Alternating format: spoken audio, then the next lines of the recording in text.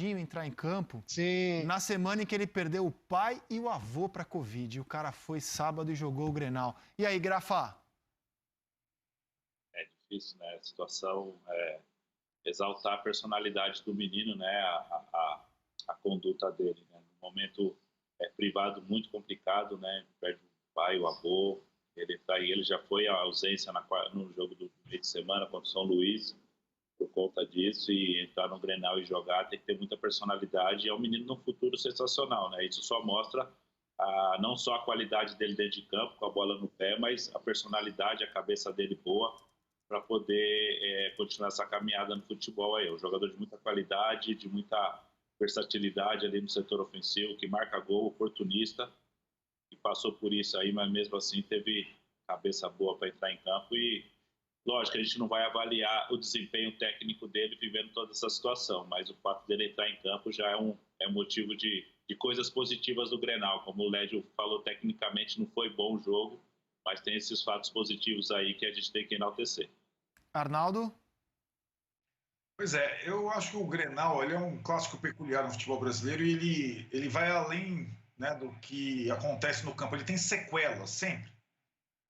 As entrevistas pós-jogo, o rescaldo. A gente falou agora há pouco, deu a notícia lamentável do teste positivo do Renato. O Renato foi o grande personagem do Grenal. Ele que ficou mais tempo de férias, ele que fez uma escolha arriscada, porque, friamente falando, o jogo mais importante do Grêmio da semana seria o jogo do Del Valle, mas Grenal é Grenal. Ele entrou com a força máxima e, ao longo do tempo, ele foi fazendo substituições que deixaram o time que terminou a partida com praticamente só jogadores da base. É muito raro, né, isso acontecer, e foi a base que definiu a partida.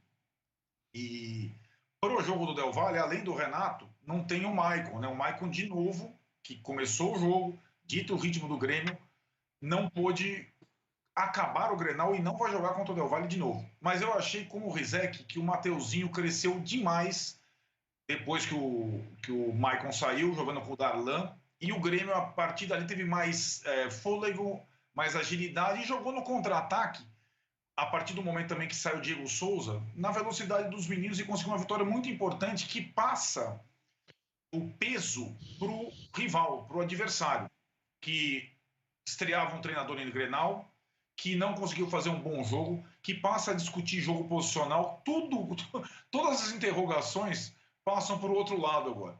Numa semana que era mais difícil para o Grêmio, porque o Grêmio tem uma eliminatória a jogar contra um adversário difícil, que é o Del Valle. O Grenal tem esse peso, né? E acho que o Inter sabe bem disso, e os treinadores que passaram pelo Inter sabem bem disso. A marca negativa do trabalho anterior do Kudê, o antigo treinador estrangeiro do Inter, era justamente não vencer o Grenal. E agora o Ramires tem esse desafio. O Abelão conseguiu, né? Naquele Grenal épico, complexo, definido no pênalti no finalzinho, mas eu vi muitos problemas, passando pelo outro lado, o lado do perdedor, do Internacional, em se adaptar a um tipo de jogo diferente. Para mim, o Internacional tem dois jogadores que são o símbolo do time desde a época do Odair Helman, o Edenilson e o Patrick. E eu não sei se eu não quero que esse termo seja entendido de uma forma errada, mas eles são jogadores peladeiros, no bom sentido. Jogadores que estão em todos os lugares do campo, jogadores que ocupam todas as posições. Esse tipo de jogador, se adaptar ao jogo posicional do Ramires, é muito complexo. O Patrick era a pessoa mais desconfortável do mundo no Grenal, por exemplo. O Edenilson até conseguiu um pouco. Fala. A tal ponto que já se fala até no Sul sobre o Patrick até perder a posição, porque ele virou um soldadinho de chumbo, ali preso pelo lado esquerdo. É isso, exato. Jogador de pebolim ou de totó, soldadinho de chumbo. Exatamente. Então, eu vejo eu acho que a maior... A gente tem vários treinadores novos no Brasil, inclusive estrangeiros, no Santos, no São Paulo e tudo mais. A maior mudança de característica vai ter que ser a do Internacional, e não vai ser fácil, não. Porque é uma base, e esse triângulo de meio de campo dourado, Edenilson e Patrick, de 3, 4 anos. É um tipo de jogo que o time se acostumou a fazer e que vai ser completamente remodelado agora. O Grêmio não, mesmo renovando peças e tal, tem o mesmo mentor lá há 6 anos. Então o Grêmio vai jogar daquele jeito. O Inter vai ter que mudar bastante. Antes de passar a bola para o LED, olha só, trazer alguns dados aqui. O Renato chega nessa mais recente passagem pelo Grêmio em 2016. No total, de 16 para cá, o Renato jogou 20 Grenais, com 9 vitórias, 8 empates e 3 derrotas. Esse é o retrospecto. Mas o interessante é você notar que ele enfrentou durante esse tempo todo os seguintes treinadores: Celso Roth, um jogo, um empate; Antônio Carlos Zago, um jogo e um empate. A roda vai girando no Colorado e no Renato é sempre o mesmo. Odair Hellmann, ele enfrentou 9 vezes, 3 vitórias, 4 empates, 2 derrotas. O Zé Ricardo, um jogo e uma vitória. O Kudê, 6 jogos, 4 vitórias, sempre pelo lado do Renato. 4 vitórias, 2 empates. E o Abel Braga foi o treinador que derrotou o Renato, né? Um jogo e uma derrota, 2-1 no segundo turno. E agora a rivalidade começa com Miguel Ángel Ramírez, tendo um jogo e uma vitória o Renato. E uma vitória marcante, porque é no dia que o Inter completava aniversário, depois da meia-noite, né? O Grêmio, inclusive, deixou para marcar o seu gol depois da meia-noite. Diga, Lédio Carmona, que Rafael de Velli vai se juntar ao time aqui para comentar os reflexos do Grenal. Com muito prazer. Cara, na verdade, nos últimos 12 clássicos, o Inter só ganhou esse jogo aí do Abel. O Kudê não ganhou nenhum, como você disse. E eu até tive um debate com o Pedrinho antes do jogo começar no sábado, ele estava no troca. E o Pedrinho, que eu falei, qualquer resultado hoje, se for derrota, deixa sequela. Aí o Pedrinho, mas isso não pode atrapalhar o processo? Na prática, sim, mas isso no nosso conceito, na nossa forma de ver futebol, de analisar. Agora, na forma na cabeça da imprensa raiz de Porto Alegre, e do torcedor raiz de Porto Alegre, do Rio Grande do Sul, atrapalha. A pressão aumenta. Então, o Ramírez, queira ou não, ele vai começar a sentir um pouquinho que o Kudê sentiu ano passado. E a outra coisa que ajuda o Renato, não é um elogio ao Grêmio, muito mais do que uma crítica ao Inter. A base do Grêmio entrega mais. O Grêmio terminou o jogo com 8 garotos. 8 garotos. O Inter com... acho que com 3, com Caio Vidal, com Dourado, que já nem conta mais, que já está jogando há 10 anos, e com mais um que agora eu não estou me lembrando.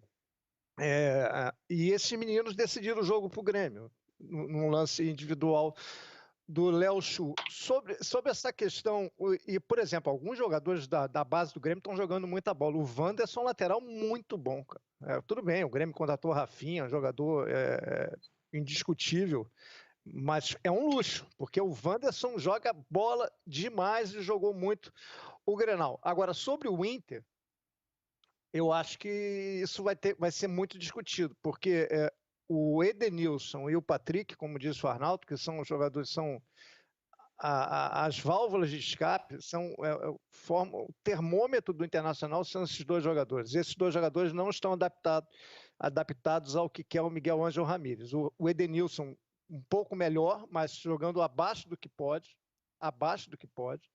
Não é o Edenilson dos últimos anos, ainda não é. E o Patrick muito abaixo. Que tem que tirar o Patrick da esquerda, se é para jogar um jogador aberto ali, não pode ser o Patrick. Aí é melhor o Patrick disputar a posição com o Praxedes no meio campo ou com o Maurício. Por exemplo, o Maurício de ponta direita, como jogou, não funciona também, é um jogador de meio campo. Ele não consegue jogar aberto, ele vai se preocupar muito mais em recompor do que em atacar. E por isso que o Yuri Alberto acabou não finalizando nenhuma bola. Terminou o jogo fazendo 5 faltas, o Yuri Alberto, não ganhando nenhuma bola contra o Juan, como disse o Rizek. Então, tá, jogo de posição, mas, cara, o jogo de posição é ocupação de espaço, entendeu? Para você ter alternativa de passe. Essa coisa de ficar o Patrick parado do lado esquerdo me parece um desperdício. Não é questão de peladeiro ou não. Você tem que tirar o máximo do jogador. E ele não está conseguindo. E o Ramírez não está conseguindo, está desperdiçando o jogador. Acho que vão ser debates que vão tomar conta aí do futebol gaúcho e do futebol brasileiro como um todo nas próximas semanas e durante todo 2021, que é a capacidade do Ramires, todo mundo sabe, mas ele vai ter que tirar desses jogadores. Ele não pode desperdiçar o Edenilson e o Patrick, senão o Inter é que vai sentir isso na pele. Já começou a sentir no sábado. Vamos fazer a temperatura de Porto Alegre aqui para o programa. Rafael de Vério, quais são os ecos do Grenal de sábado, hein? Qual o nome desse Grenal? O Grenal do Léo Chu? Seria assim, Lédio Carmona? Grenal do Léo Chu? É o Grenal 430 que se transformou o Grenal do Léo Chu. O Grenal do Léo Chu. Quais são os ecos do Grenal do Léo Chu, Rafael de Vério? Bem-vindo. Começamos pelo lado do Inter, então, já que a gente está terminando de falar e minha participação começa com vocês falando do Inter. Eu vou me permitir discordar de vocês. Aliás, eu estava louco para entrar no ar para poder discordar. Não mudou nada a posição do Patrick. Gente, o Patrick jogava na ponta com o Abel e o Edenilson jogava no meio com o Abel. É que o Patrick mas se movimentava mais, velho. Mas é que desde 2018, todo fevereiro e março, que esse ano é o equivalente a março e abril do Patrick, é muito ruim. Ele demora para entrar no ritmo do jogo, para entrar do pós-pré-temporada, né? Ele sente fisicamente esse começo de trabalho. Normalmente é assim, tanto que o Cudê deixava ele no banco no ano passado. Então não mudou muito. Eu acho que o Patrick, a partir de maio, por aí, ele deve melhorar. Mas eu concordo com vocês, ele está muito abaixo do Patrick de 2 meses atrás. Mas você vê, então, como uma questão física, ele foi até substituído. Uma questão mais física, porque assim, no jogo posicional, quando você coloca a escalação base inicial, você olhava o Flamengo do Domenech Torrent e dizia também, não, na disposição ali do campinho, eles estão na mesma posição que eles jogavam com Jesus. Acontece que nesse conceito do jogo posicional, o atleta busca menos a bola, né? Ele espera mais a bola chegar nele, ele se movimenta menos. E o Patrick era um motorzinho, ele se movimentava muito. Claro que tendo como base o lado esquerdo. E nos jogos que eu vi, pelo menos desse ano, eu achei ele mais paradão. Se for por uma questão física, melhor para o Internacional, porque isso tem solução. Se for de conceito, fica mais complicado mesmo. O que me parece, assim, eu pego, por exemplo, quando ele partia para cima do lateral. Tá? Ele partiu para cima de laterais de altíssimo nível do futebol brasileiro, tá? Dos melhores do que a gente tem à disposição aí da Série A. E tinha vantagem. E agora, enfrentando os jogadores do Gauchão, que disputam a Série B, a Série C, ou até não estão em série nenhuma, ele não está conseguindo essa vantagem. Por isso que me parece mais uma questão individual do Patrick, esse mau começo, esses 2, 3, 4, 5 primeiros jogos, são 6 jogos do Ramires como técnico, se eu não me engano o Patrick foi para o 4º como titular, me parece mais uma coisa individual. Claro que o Inter tem problemas de mecânica, principalmente a saída de bola, o Inter recuou muitas vezes para o Marcelo Lomba. Eu estava vendo uma estatística agora se eu não me engano, foram 40 vezes que o Marcelo Lomba tocou na bola com o pé. É um número muito elevado. Para 70% de posse de bola, a bola tinha que passar muito mais para frente. Aliás, me parece que essa é a grande diferença desse início do trabalho do Abel para o Ramires. O Abel, na dúvida, os jogadores jogavam para frente, mesmo que fosse para sortear, que botasse a bola no centroavante, fosse disputar rebote, enfim. E o Ramires prefere a segurança do passe para trás. É claro que vai ser um processo de adaptação, mas o Lédio tem razão numa coisa. A análise raiz do Rio Grande do Sul, ela é totalmente decidida no lance dos 43 minutos do segundo tempo, que o cara traz para a direita o lateral esquerdo, o ponto esquerda, canhoto, que é muito bom jogador. Até quero contar uma história sobre o Léo Chu depois. Traz para a direita, que não é a boa e acerta aquele chute, aí a análise do Rio Grande do Sul é muito baseada nesse lance. É isso aí. A análise do seleção nossa aqui, todo mundo engomadinho, é uma. A análise raiz é diferente. É diferente. E essa é que traz a turbulência lá dentro. Então conte a história do Léo Chu. Léo Chu, umas 2 ou 3 semanas atrás, mais ou menos, eu fiz para 0 Hora aqui uma reportagem sobre uns meninos da dupla Grenal que começavam a receber oportunidade no time principal, e alguns deles depois de 10, 11 anos de categoria de base. E o exemplo do Grêmio era o Léo Chu, e do Inter era o Lucas Ramos, que até descobri durante a reportagem que eram muito amigos, eram amigos de jogar no mesmo time da região deles em Porto Alegre. Enfim, o Léo Chu é um menino, torcedor do Grêmio, que contou que brigava na rua por causa do Grêmio, falando numa entrevista para o GE. Globo. O pai dele, que conversou comigo, era motoboy, levava ele de um lado para o outro da cidade para poder treinar, ele não tinha chuteira, enfim, e ele sempre sonhou em jogar no Grêmio, sempre. Ele foi emprestado para o Ceará, estreou no Grêmio, no time principal, jogando contra o São José, agora no Campeonato Gaúcho, vocês acompanharam, ele foi expulso por 2 vezes simular pênalti. Aí na quarta-feira ele fez o primeiro gol, empatou o jogo contra o São Luís, e faz esse gol no Grenal aos 44 minutos, 43 minutos do segundo tempo, do dia do aniversário do Inter, do rival dele, homenageia o Tarcísio. Eu só lamento pro Léo Chu que não tinha torcida no estádio, né? Porque imagina a catarse que ia ser para esse menino o auge desse gol aí, né? E agora tá disputando taco a taco com o Alisson a condição de titular, sem dúvida nenhuma. Ô Grafa, desde que o futebol é futebol, a gente tem em alguns clubes, quando você tem um caso muito especial, aquele jogador que não consegue jogar 90 minutos, mas ele é tão importante que o treinador não se importa em todos os jogos, já em começar a partida tendo uma substituição que você sabe que vai rolar, aquele cara vai entrar ou vai sair antes da hora. É a situação do Michael já há algum tempo. Ele foi substituído no Grenal de sábado pelo Darlan e o Michael é um dos maiores jogadores da história do Grêmio, não se discute isso. Mas já há algum tempo a utilização dele é assim, ou ele vai sair antes do fim do jogo, ou ele vai entrar no decorrer da partida. Vale a pena, Grafa, na sua avaliação? Depende muito do que o Renato pensa sobre ele ainda, né? O Michael, ele saindo da equipe, marca uma troca de estilo de jogo do Grêmio, né? O Grêmio joga de uma forma e que sem o Michael ele joga de outra forma, né? Esse toque, nós falávamos, acho que ontem no Seleção, ou ontem no Troca, hoje no Seleção, sobre essa situação do Michael dele ter tido uma atuação até abaixo da média, porque o Grêmio não está tendo mais a bola igual tinha antes, principalmente nesse Grenal aí, a posse de bola do Inter foi maior. E o Michael é um cara útil para o Grêmio, ele é um jogador muito bom para o Grêmio quando o Grêmio tem a bola. A partir do momento que o Grêmio começa a fazer uma nova adaptação de jogar sem a bola, o Michael acaba virando um jogador normal no Grêmio. E a condição física dele pesa bastante, né? O jogador já da idade, ele já não é mais um menino, tem a condição da lesão que ele tem no joelho. É difícil para o Renato manejar isso, ter o controle disso, mas é um jogador ainda que, dependendo da situação física dele, 60, 75 minutos, é um jogador que faz muita diferença para a equipe do Grêmio. Diverio, a gente pode esperar o Maicon titular, ou pelo menos começando o jogo como titular contra o Del Valle em Quito? Não, contra o Del Valle o Michael não vai, ele tem problemas físicos e não tá na viagem, não tá assim, não é, a questão dele não é a Covid, tá? Não é a mesma situação do Renato. O Michael não vai por problemas físicos, ele não vai para esse jogo. A tendência é que joguem Matheus Henrique e Darlan, imagino que seja mais ou menos por aí o começo do time do Grêmio, do meio campo do Grêmio contra o Del Valle. Ok, meu caro, e olha só, falando eu não sabia que o Michael não ia viajar. Falando aqui de reforços para o Grêmio, que já trouxe o Rafinha, sonhou com o Borré, sondou o Douglas Costa.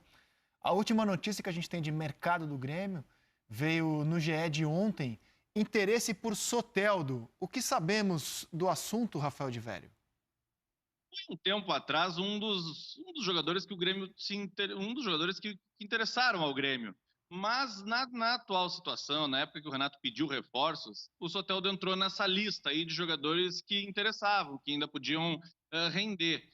Como os meninos começaram a jogar e a jogar bem, principalmente por esse lado do campo onde joga o Soteldo no Santos, o Grêmio tem o Ferreira, que tem agora a boa opção do Léo Chu e se afirmou no Grenal, a informação que a gente tem que diminuir um pouco esse interesse, mas que é um jogador sim que o Grêmio avaliou e inclusive estudou e pensou em contratá-lo um tempo atrás, sem dúvida nenhuma. Imagino que agora tem esfriado um pouco mais, Rizek. Além do Maicon, quem não viaja? Kahneman, Jeromel, ambos se recuperando de lesão. O Kahneman já no estágio mais avançado, o Jeromel ainda na fisioterapia. Jean-Pierre e Pepe, que estão entregues à preparação física. E o Paulo Miranda, que se recupera da Covid-19.